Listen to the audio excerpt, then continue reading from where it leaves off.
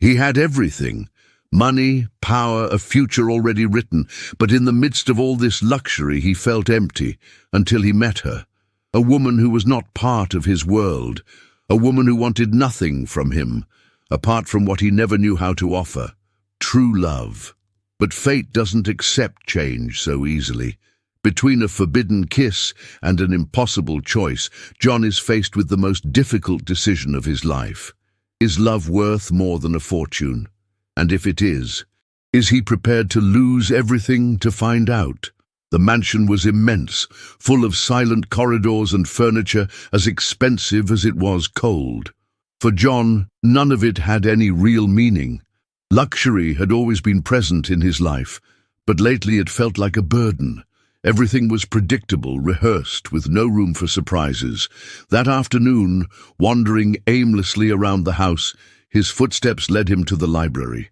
It was one of the few places he had any interest in. Books, at least, offered worlds he didn't know. But as he pushed open the door, he found something unexpected. Anna was standing there, cleaning one of the higher shelves. Her hair was tied up in an awkward bun, and her apron was around her waist. There was something about her that didn't fit in with the impeccable surroundings of the mansion. It wasn't the first time he had seen her, but he had never really paid attention. He stood in the doorway for a moment, watching her. She was stretching out on her tiptoes, trying to reach a book that was just out of her reach. Before he could think about what he was doing, he walked over to her and picked up the book with ease. Here. Anna turned around, startled, not expecting anyone to be there. She looked at him and then at the book in his hands. "Thank you, sir." John frowned. "Just John." She hesitated before accepting the book. He peeked at the cover and arched an eyebrow. "Philosophy? You read that?" "Yes." "Is that a problem?" He smiled, surprised by her nonchalant tone. It wasn't often that someone who worked in the house spoke to him like that.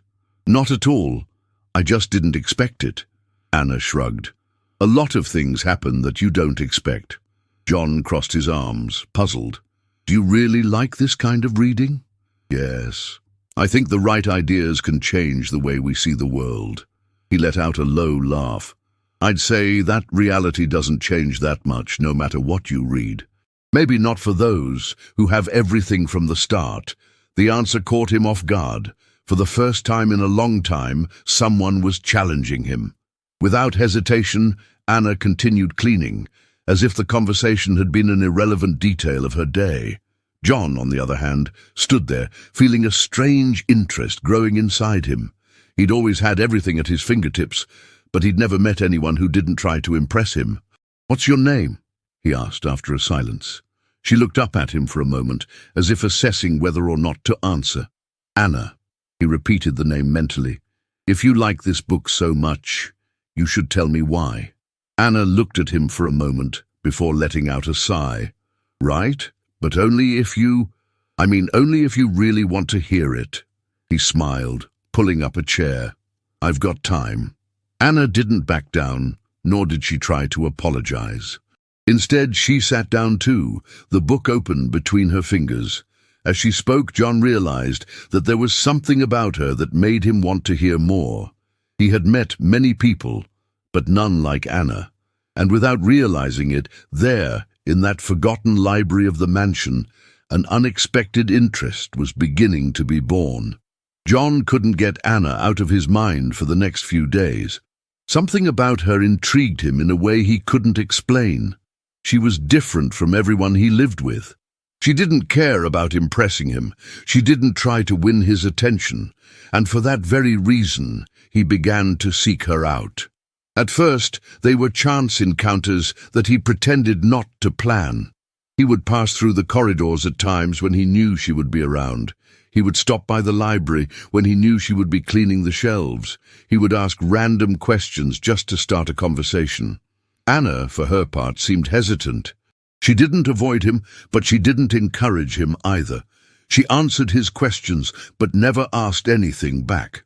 "Why do you always seem so distant?" John asked one afternoon, when he found her in the garden pruning the plants.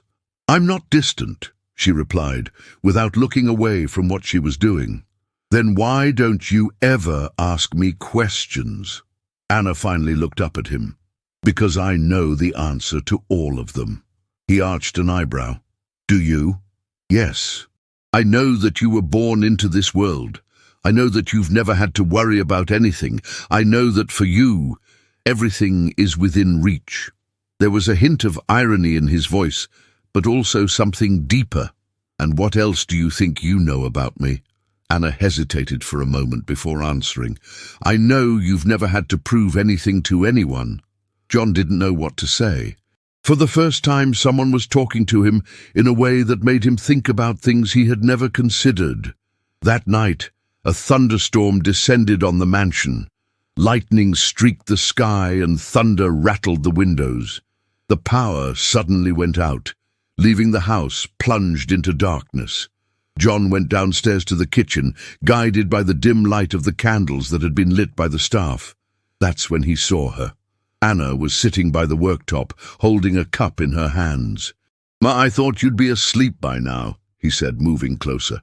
The noise kept me awake. He pulled out a chair and sat down next to her. The glow of the candles cast soft shadows on his face. Are you afraid of storms? She nodded. Not afraid, but they always remind me that there are things that are out of our control. Do you like having control over everything? I like to know where I'm standing. John realized that she was talking about more than storms. So do I. Anna laughed softly. I doubt it. I bet everything has always been predictable for you. He smiled. What if I told you that lately? Some things have surprised me. Anna didn't answer straight away. Instead, she took a sip of her drink and looked away. If that's true, then maybe you're finally looking beyond what you've always been used to seeing. John sensed something different in those words, as if she wasn't just talking about him, but also about herself. The storm continued outside, but inside the kitchen there was an unexpected warmth in the air, and for the first time in a long time, John felt that perhaps he was about to lose control of something. Anna's presence in John's mind intensified every day. He found himself watching her from a distance, noticing little details that he had previously ignored. The way she pinned her hair up, the way she frowned when she concentrated, the subtle sparkle in her eyes when she talked about something she liked. There was something about her that made him feel alive in a way he had never experienced before. But Anna seemed determined to keep a safe distance. Always polite, but never receptive. She knew that any involvement between them was impossible. He belonged to one world, and she to another. On the night of the mansion event, John felt out of place. The party brought together distinguished guests, empty laughter, and superficial conversations. Men in suits talked business, while elegant women paraded jewelry. He tried to get involved, but his gaze involuntarily searched for something, or rather, someone. When he saw her, it was as if all the noise around him lost its meaning. Anna was in the corner of the room, serving drinks on a silver tray.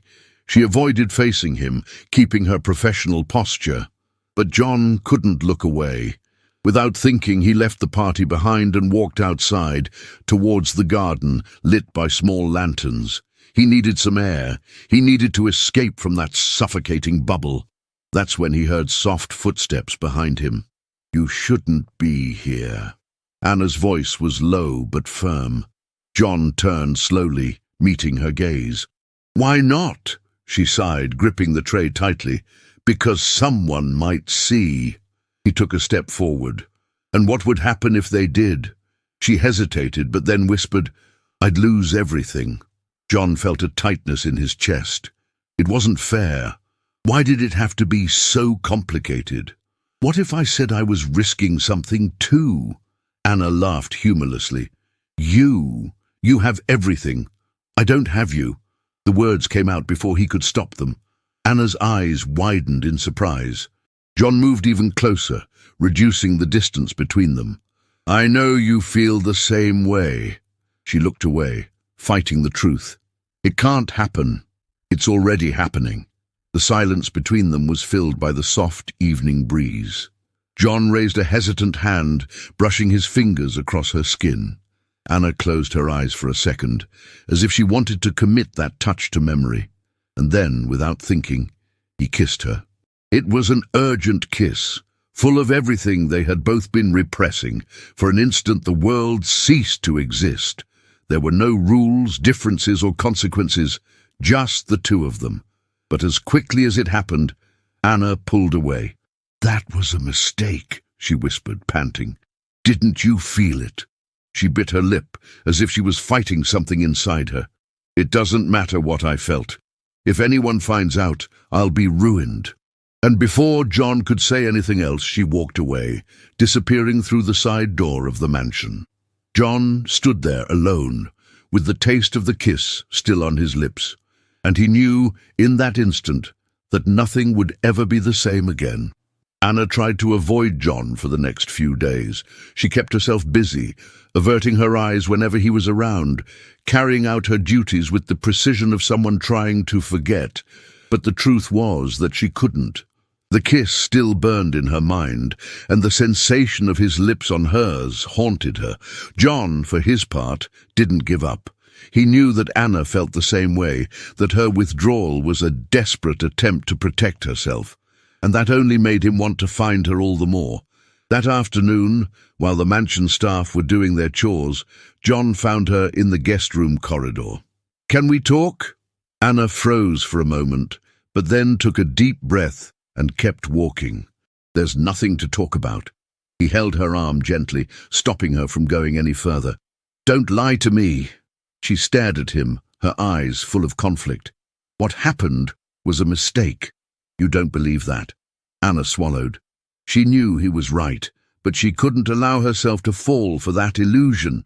"I can't do that, John. I'd lose everything." "What about me? What do you think is happening to me?" Anna shook her head. "You can lose a lot of things, but you'll never lose everything. I will." John opened his mouth to argue, but a noise interrupted them. The housekeeper appeared at the end of the corridor, watching them carefully. Anna moved away quickly, her heart racing. "Careful, miss," the woman said softly as soon as John had moved away. "The walls of this house have ears." Anna felt a shiver run down her spine. Later that evening, while she was finishing organizing the kitchen, the housekeeper came looking for her again. "I know there's something going on between you and him," she said bluntly. Anna was paralyzed. "There's nothing going on." The woman let out a heavy sigh. "You can fool yourself, but you can't fool the house. I've seen it happen before. I know how it ends." I don't know what you're talking about." The housekeeper watched her for a moment before continuing. "Listen carefully to what I'm about to say, miss. If anyone else notices, you'll be the only one to lose." Anna felt the warning like a blow to the chest. The next morning, a strange atmosphere hung over the mansion.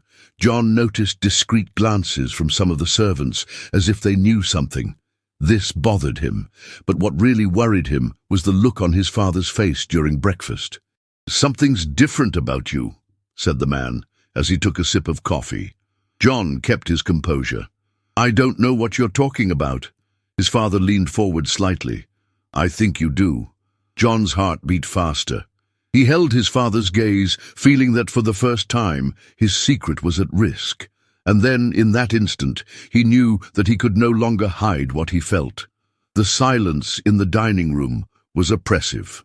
John's father watched him with a calculating gaze, as if waiting for him to give in. "Don't you have anything to tell me?" asked the man, slowly turning the spoon inside the coffee cup. John kept his posture firm. "What exactly do you want to know?" His father let out a low, humorless laugh. "You can hide it from others, but not from me. I know when my own son is involved in something he shouldn't be." John felt his muscles tighten. "And why do you think he shouldn't?" His father's gaze narrowed. "You know exactly why." The silence dragged on. John wanted to deny it, wanted to pretend that nothing was happening, but the truth was that his expression betrayed him. "Finish it now, John," ordered his father, setting the cup down firmly on the saucer. "What if I don't want to?" The man let out an impatient sigh and leaned back in his chair. "You're a Holloway. Your life was mapped out long before you were born. Your destiny doesn't include inappropriate distractions." I'm not asking for permission to choose my life." Dad gave a cold smile. "Then perhaps you need to understand what's at stake." John felt a knot forming in his stomach. "What do you mean?" The man looked up, impassive. "If you carry on with this game, you'll lose everything. The inheritance, the family business, the life you know. There will be nothing left for you." John felt the impact of those words like a punch in the gut. "Are you serious?" Very serious. The threat was clear. It wasn't a bluff. John stood up slowly, his breathing heavy. "If you think you can manipulate me with money, then maybe you don't know me as well as you think." His father watched him for a long moment before smiling. "Don't underestimate the power of reality, John. You can play the rebel for a while, but in the end, the world always takes its toll." John left the room without saying another word. His heart was racing, and his mind was racing. Meanwhile, Anna was organizing the utensils in the kitchen, trying to ignore the tightness in her chest that had been there ever since she heard the first rumors. Then one of the maids approached. John's father found out. Anna froze. He already knows, and he didn't like it at all. Anna's world seemed to spin. Later, while she was tidying up the books in the library, John came in, closing the door behind him. "He knows," he said bluntly. Anna swallowed. "What's going to happen? He wants me to put an end to it. And what are you going to do?" John moved closer, taking her hands between his. "I want you to stay with me." Anna felt tears forming in her eyes. "I can't be the reason you lose everything." John squeezed her hands. "You are everything." Anna shook her head, her heart breaking. "I have to go." She let go of his hands and left, before her own heart betrayed her. John stood there alone, feeling for the first time that his life was no longer under his control. The darkness of the night seemed more intense at that time. The wind rattled the thin curtains in Anna's room as she sat on the edge of her bed, her heart heavy. Her mind replayed John's words, his promise that he wanted to be with her, but also the harsh reality that she couldn't ignore. She couldn't be the reason he lost everything. A slight noise came from the window. Anna turned sharply, her heart racing. When she got closer, she saw John outside, on the side of the mansion, hidden by the shadows. "What are you doing here?" she whispered, opening the window just enough for him to hear. "We need to talk." "We can't. I'm not going to give up on you, Anna." She closed her eyes for a moment, trying to find the strength to push him away, but her voice failed her. John noticed her hesitation and didn't wait for an invitation. He quickly climbed up the window support and entered the room with one swift movement. "John!" she protested, backing away. "Listen to me." He held her hands, his eyes pleading. "Let's get out of here, now." Anna's eyes widened. "What? Escape? We're going away, just the two of us, away from my family, away from this world that tries to tear us apart." Anna felt a knot tighten in her throat. "You're crazy. I mean it." She pulled her hands back, starting to pace back and forth. "And where would we go? How would we survive? I'll find a way. I can start from scratch, build something new, but none of it makes sense without you, Anna." Anna felt tears gathering in her eyes.